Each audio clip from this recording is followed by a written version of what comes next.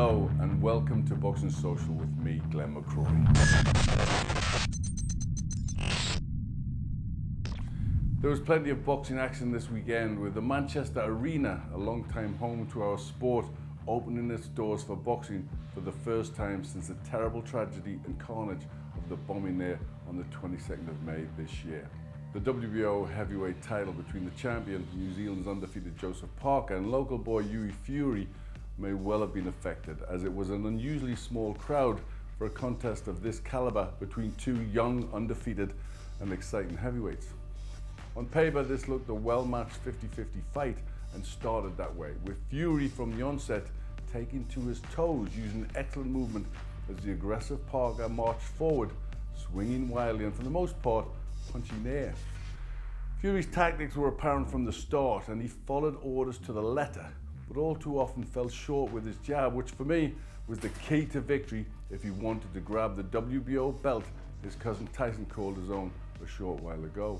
It was, however, Parker who was constantly chasing and for his part trying to make a fight of it, having sporadic success as he pinned Fury against the ropes.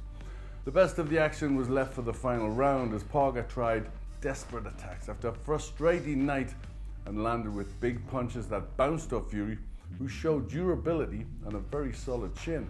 At the final bell, an excited Team Fury led by cousin Tyson leaped into the ring to congratulate their man, a little prematurely on my card at least.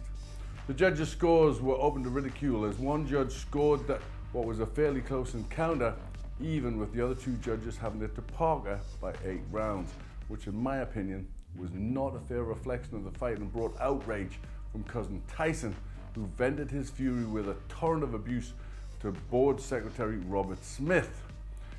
Talking to both camps afterwards, Joseph Parker was not entirely happy with his performance, but enjoyed the experience, and after a rest at home in New Zealand, is keen to pursue his championship reign with more fights in the UK.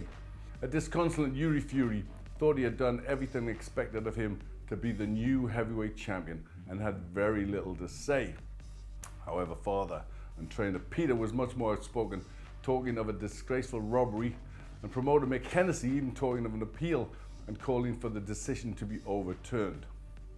Further afield in the Alamo Dome, Texas, I thought no judges were necessary as the Cruiserweight Super Series was center stage once more, as the two massive punching quarterfinalists, Cuba's undefeated Junior Dorticus and Russian Dmitry Kudryashov, went head to head in a very explosive affair. The fight started well with both looking to unload and both connected in a good first round. Dorticus came out fired up and looking for the KO in the second and overwhelmed Kudryashov with two-fisted assault of speed and power. The shocked Russian was dropped but bravely got to his feet, dazed and beaten, but was wisely stopped by the referee. So it's Junior Dorticus who moves on to face the winner of the matchup in October 21st between champion Murat Gaziev and Christoph Vladas.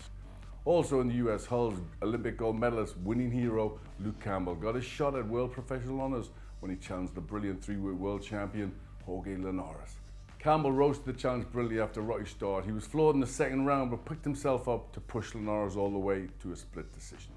One judge giving it to Campbell by 2 rounds, however the other 2 judges giving it to the Venezuelan, who retained the WBA lightweight crown. So British hopes of 2 more world champions were dashed, but both Campbell and Fury came very close and will get their chance again. From Boxing Social and from me, Glenn McCrory, thank you and goodbye.